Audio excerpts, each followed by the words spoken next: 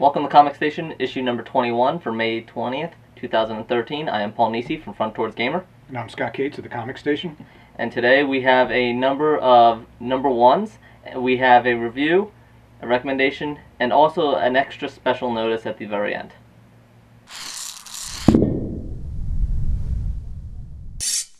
For our new releases for May 20th, 2013, first I want to just start off with a little notice that Image Comics is doing one of their $1 first issues specials that are out. They run these every once in a while. Some of the notable titles are Chew number 1, Invincible number 1, Saga number 1, and there are plenty of number 1s that they're having out right now. Some series that maybe you've been hearing about, a lot of these have a lot of good fan base. Might be a good time to come and check out the number 1 and see if you're interested. Absolutely. Plus, it's the only time you're going to pick them up for $1. Walking Dead number 1's one. So all the recent stuff is basically out as well. There you go. Walking Dead number 1 for $1. Alright, going right into our new releases, our highlights. First one is going to be from DC Comics. This is The Green Team. This is a follow-up from, it's kind of the follow alternation of the movement that we covered on a previous issue of Comic Station. And whereas they are from the slums, they're kids, they're not in the best situation, this is the opposite. These are millionaires, billionaires, just these kids have a lot of money. And this one follows one kid in particular. He's going to an event.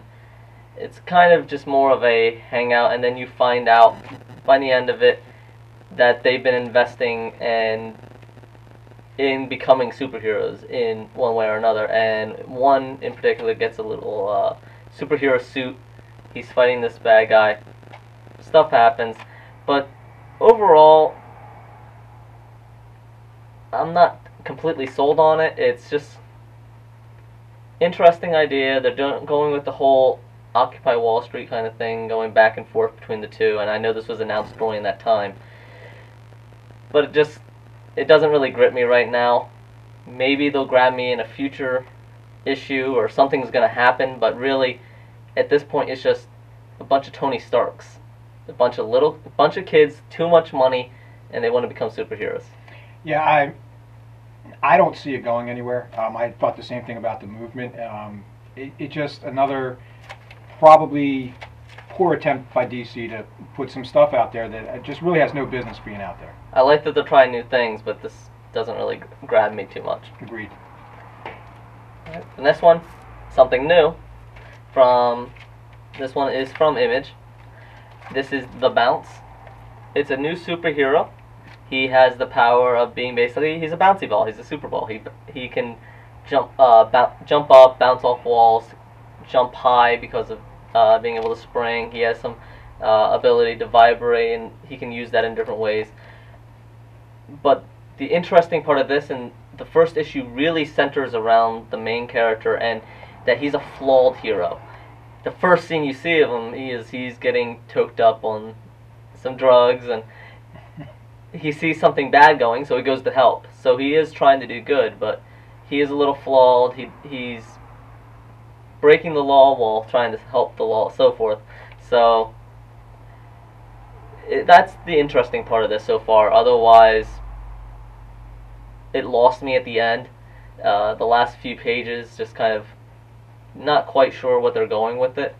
And maybe they'll pick up on issue 2 and I'll find out it's an amazing setup or something. But so far, slightly better than okay.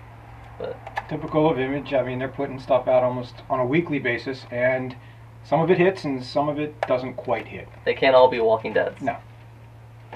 So this one I wanted to highlight mostly because of just being different, and this is from Antarctic Press. This is Steampunk Snow White. This is exactly what it sounds like. It is Snow White retold in a steampunk style with mechanical suits of armor and at the same time very Victorian dresses. The artwork is kind of mediocre. It's nice, but it's not going to grab anything. I would say this is probably aimed, judging from the artwork, the writing style, the large text and everything, is more towards teens, but people will enjoy it. It is Snow White, so there's not too much you can do with it, but they added in their own flares. So they have, instead of just being the prince, you have the prince is kind of being like a Robin Hood, and the princess ends up doing her thing, trying to help the people as well. So she's more of a warrior princess in this. She doesn't just sit back and let things happen. So I like that part about it. And she has an interesting style, really stands out in this Victorian, almost Victorian steampunk style. Hers is very Chinese. She even fights with a Chinese style sword. And it's really neat. Of course, they also do this interesting thing where instead of the 7 drawers, it's 7 badgers. I'm kind of getting that they're honey badgers, because at one point he says honey heals stuff. So, honey badgers, come on. What's not to like? Honey badgers. So, it's an interesting take off of it. I think it's a neat little idea. You can't really get too far off of the Snow White story, but I like what they did with it. It's a nice introduction. It's a nice, easy afternoon kind of read. And Antarctic Press is one of the few companies that continuously puts out steampunk style comics. Yes. So if you're looking for them, that's who you really need to talk to your comic book shop about getting Antarctic Press stuff, because almost on a monthly basis they are putting out some type of steampunk. Yes, they have a number of them, steampunk fairy tales, they have steampunk, just, they interject it into a lot of things.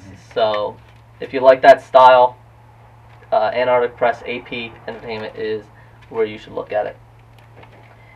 And the last one for our highlights for the new releases, again, there are other new releases, there are other number 1s, but these are our highlights. I'm highlighting Grim Fairy Tales Werewolves The Hunger from Zenescope. This is the number 1. This is another Unleashed.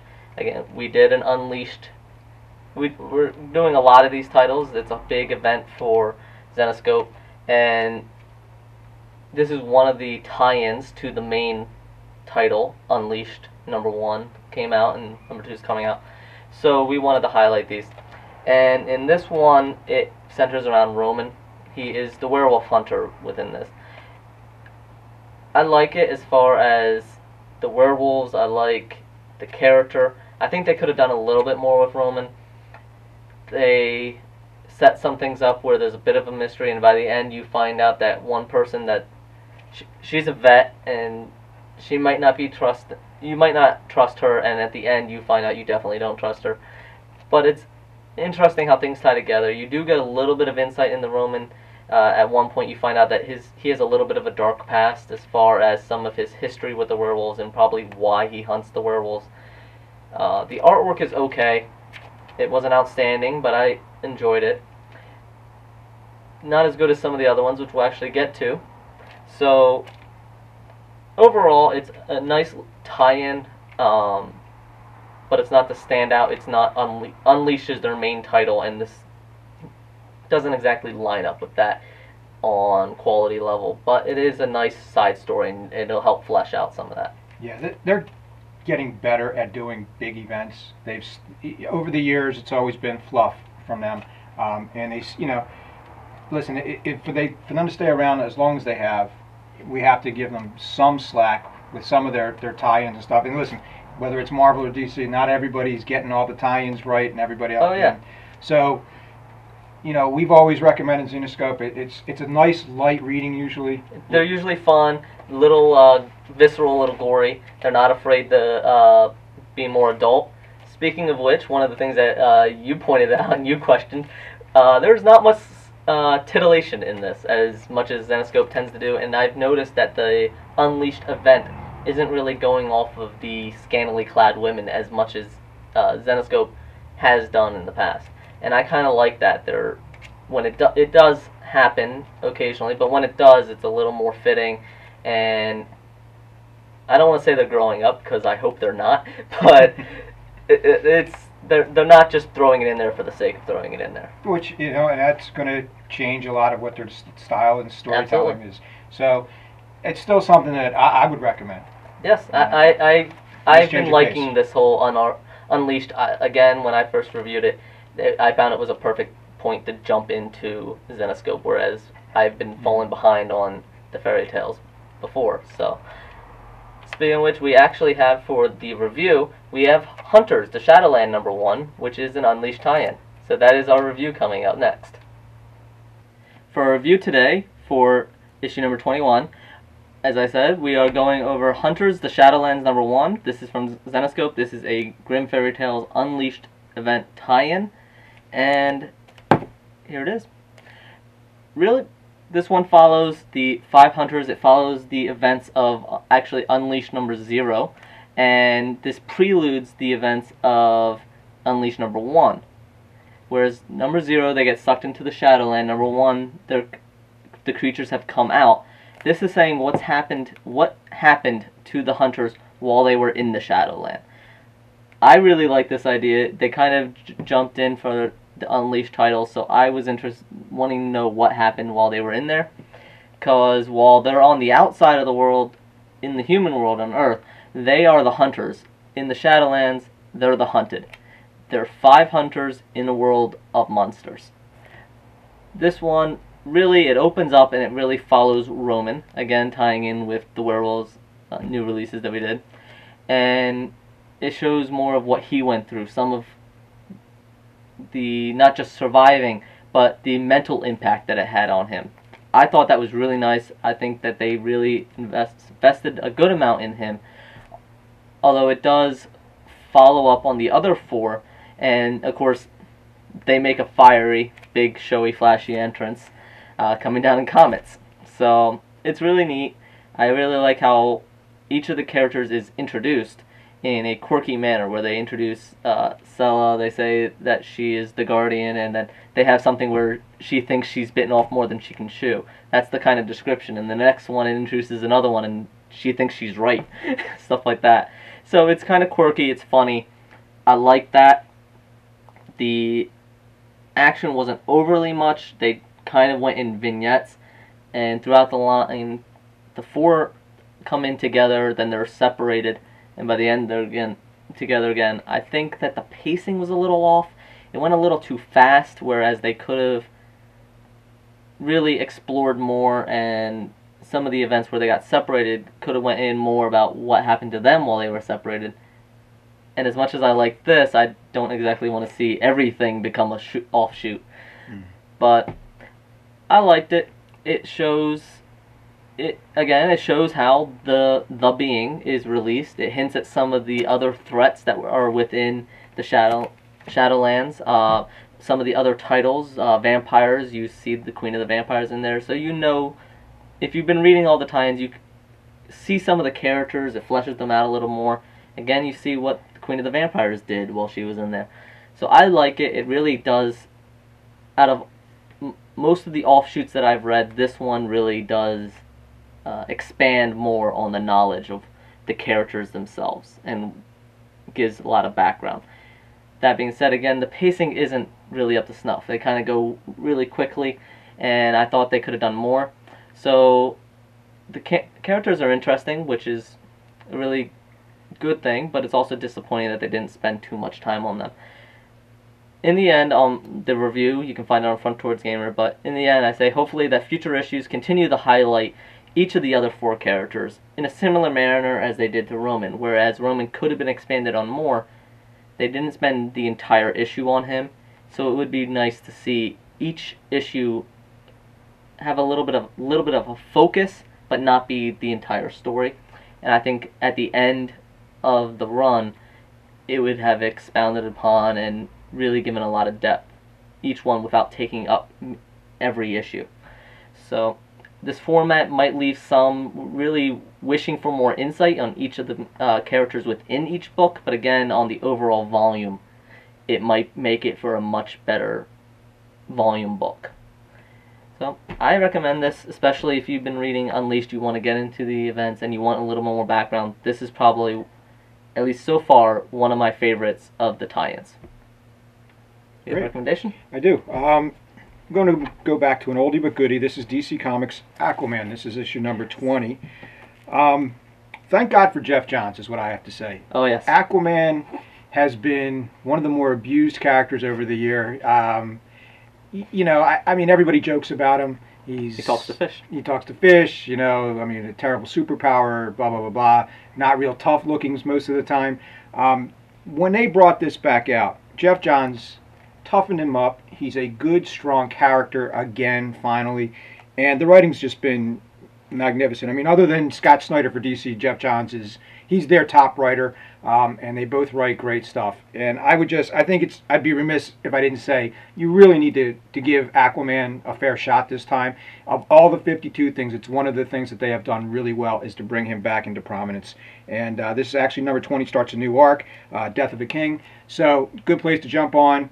Check it out. He's more moody, he's more tough, and he doesn't really take too much of anything from anybody. So definitely give it a shot. Of the 52, it's definitely worthwhile. Absolutely. And I'm really glad if you've been seeing our comics on the Injustice Gods Among Us, or you played the video game, you know that they went more with Jeff Johns' version, and he's a badass.